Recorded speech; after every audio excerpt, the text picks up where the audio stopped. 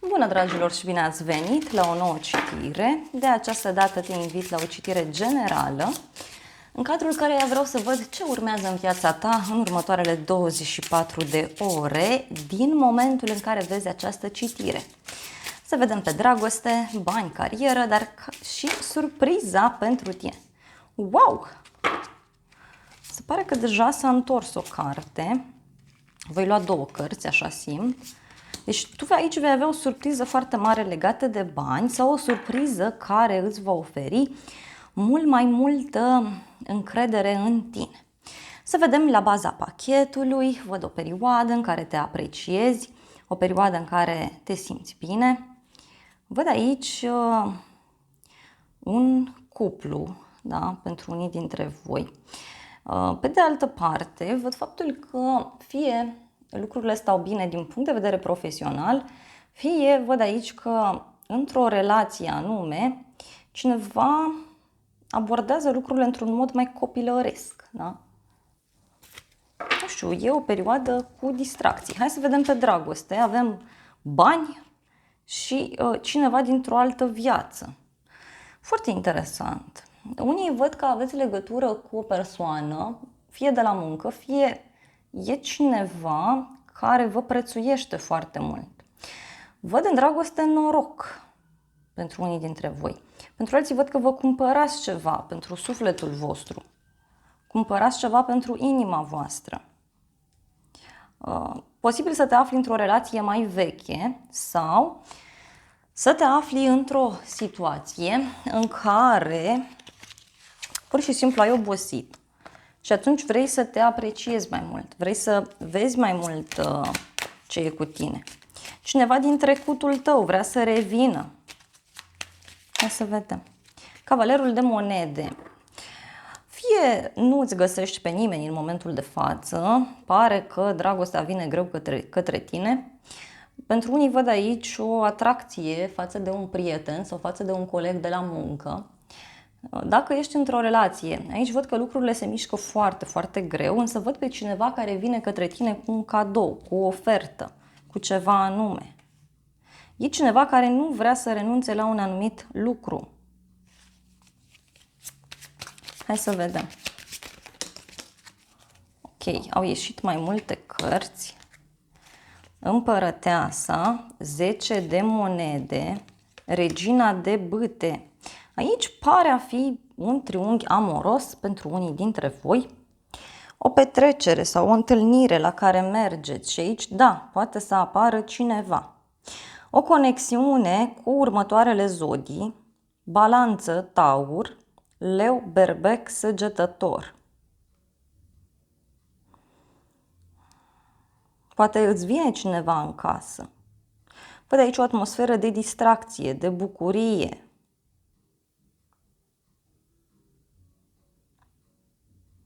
Așa cum spuneam, dacă ești o persoană singură, văd că urmează să ieși într-un grup de oameni sau undeva anume și acolo poate să apară cineva. Mai văd o persoană foarte dragă sufletului tău, o rudă, cineva din cercul tău de prieteni, deci o prietenă sau cineva din familia ta care îți poate veni în vizită aici. Da? Hai să vedem încă o carte. Uite, văd aici o petrecere, o bucurie, fie îți vine cineva în casă, fie mergi tu undeva. Dacă e vorba de o relație, văd o întâlnire frumoasă, o întâlnire în care petreceți, vă simțiți bine. Și văd pe cineva care vine către tine cu o decizie, cineva care a stat izolat sau cineva din viața ta cu care nu ai mai vorbit de mult timp. Hai să vedem puțin despre ce este vorba. Wow, un inel, deci clar, o relație serioasă. Unii parcă mergeți la o nuntă sau veți primi o invitație sau auziți de o logodnă, deci ceva de genul acesta. Dar e ceva foarte stabil pentru tine. E o bucurie foarte mare pentru inima ta, pentru sufletul tău. Undeva la o vreme de seară. Totuși, pentru unii îmi mențin ideea că aici vor fi din nou niște discuții legate de o întâlnire, legate de o relație în care sunt ascunse anumite lucruri. Văd o persoană vicleană, cineva care te face să suferi de mult timp. Poate să fie un bărbat pentru femei. Pentru bărbați, fiți puțin atenți că aici sunt niște lucruri care vi se ascund, da? Uite, cineva care vine către tine la o vreme de seară. Însă văd niște probleme pe care persoana asta le poate avea, fie cu o mașină, fie probleme legate de un drum, o discuție. Hai să vedem în continuare pe bani. Aici spuneam de un cadou. Da, poți să primești un cadou de la o persoană dragă ție. Sau aici mai văd și o surpriză din punct de vedere financiar sau profesional. O creștere spirituală văd aici. Din punct de vedere profesional, aici văd niște vești foarte bune pentru tine. O avansare pentru unii sau reușești să-ți găsești un loc de muncă. Hai să vedem. Văd aici o activitate nouă pe care vrei să o faci. O legătură fie cu străinătatea, cu internetul. Văd niște idei noi care îți vin sau o propunere care ți se face. Și este ceva care te entuziasmează foarte mult, ceva ce te bucură foarte mult. Doar că aici ți-aș recomanda să nu exagerezi foarte mult cu munca, să încerci să te mai și odihnești. Da? Să încerci să te mai și odihnești. Poate să fie cineva aici care să te împiedice. Fie o problemă de sănătate și nu văd ceva grav, cum ar fi că te doare capul, că ești obosit. Fie pentru unii este vorba despre o persoană, da? Care te poate dezechilibra aici. Niște vești bune, niște alegeri pe care le-ai de făcut mai văd. Da? Cineva, e ca și cum cineva intră în concediu medical și tu preiei funcțiile, dar preiei și banii. Hai să vedem despre ce este vorba. Din nou, steaua, deci e ceva ce tu îți dorești foarte mult.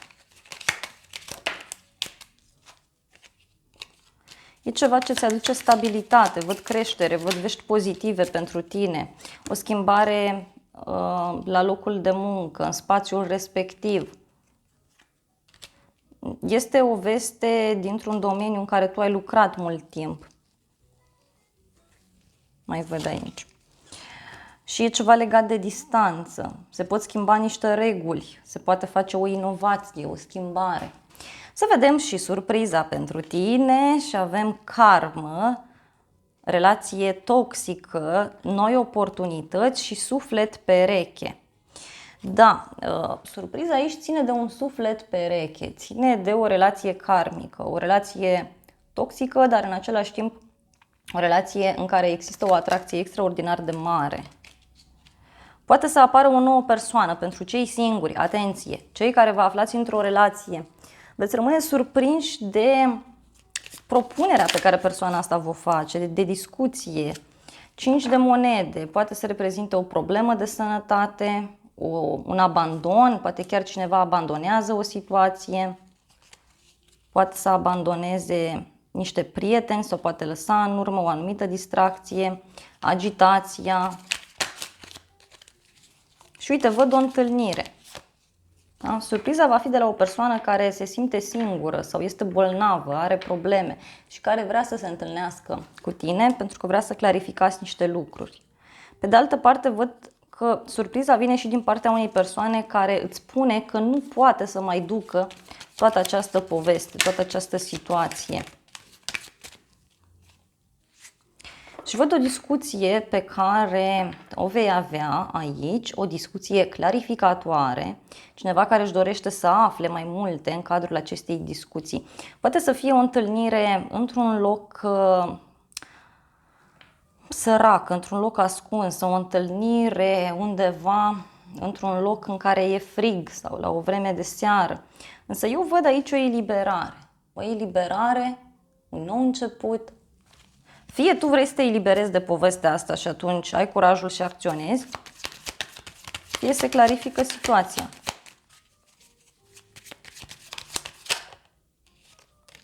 Cinci de cupe. Văd pe cineva care tot plânge aici după trecut.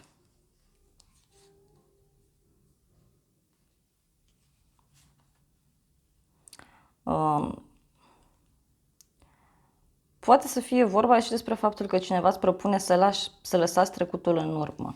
Totuși văd aici un parteneriat bun. Ia să vedem despre ce... Da, cuiva îi pare foarte rău pentru că o relație s-a încheiat sau îi pare foarte rău de distanța dintre voi, cineva vede puțin partea negativă a lucrurilor. Văd o întâlnire în cadrul căreia se vor purta niște discuții mai puțin plăcute pentru tine sau pentru persoana la care te gândești. O legătură văd cu următoarele zodii: Gemeni, Vărsător, Taur, Leu, Scorpion. Și să vedem care e partea plină. Asul de monede, un nou început, mult mai stabil, o dovadă. Hai să vedem ce-i cu chestia asta. Uite, poate avea legătură cu un moment în care cineva vrea să-și schimbe viața, să petreacă, să se simtă bine, un moment de odihnă, de relaxare. Ce dovadă?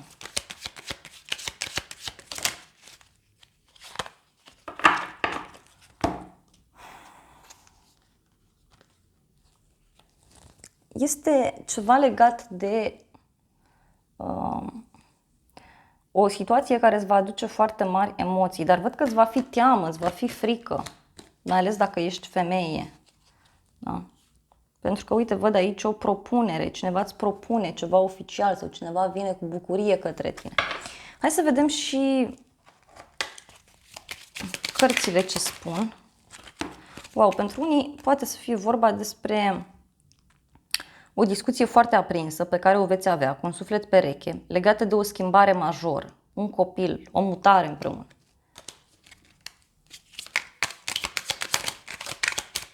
Schimbarea, uite, e cu un sacrificiu, e cu o durere pentru cineva anume.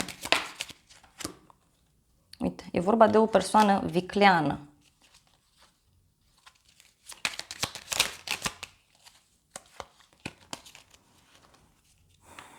Cineva care încearcă să studieze situația, cineva care încearcă să vadă cum mai stai, care mai e pulsul. Deci, dacă e cineva din trecutul vostru, e cineva care vine aici cu multă pasiune și cu mult entuziasm spre tine, da? Însă, uite, văd că se va lua o decizie și drumurile se vor separa. Sau dacă este vorba despre o situație în care cineva nu știe ce să decidă, acum e momentul, acum se ia decizia și asta e surpriza pentru tine. Să vedem îngerii romantici ce spun.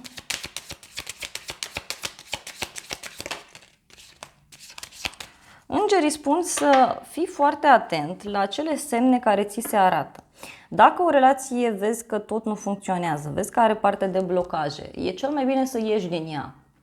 Iar drumul care vezi că e liber, e bine să mergi pe acolo. Uite, mi-apare o despărțire aici. Fie te-ai despărțit de cineva recent, fie semnul vine printr-o despărțire, printr-o astfel de discuție. Pentru că, uite, o să mai afli niște lucruri despre persoana la care te gândești. Sau în momentul în care afli mai multe lucruri despre această persoană, posibil ca unele dintre ele să nu-ți placă și atunci e bine să fii foarte atent la ele. Mai este un sfat și anume cineva să renunțe la control. Deci dacă vezi că e o situație toxică, pentru că îmi arată acest lucru, sfatul cărților este să ieși de acolo, pentru că este o situație de dependență. Cineva tot se află într-o așteptare aici. Dragilor, acestea au fost previziunile de această dată. Eu îți mulțumesc pentru atenție, te îmbrățișez cu mare drag. Dacă ai rezonat cu mesajele, te invit să apeși butonul abonează-te, apasă butonul de like, funcții gratuite pentru toți, poți să distribui videoclipul și de asemenea dacă dorești să susții activitatea acestui canal, apasă butonul alătură-te și acolo ai toate detaliile cum anume poți să faci acest lucru. Te îmbrățișez cu mare drag și îți doresc să ai parte de o zi sau de o seară cât mai frumoasă.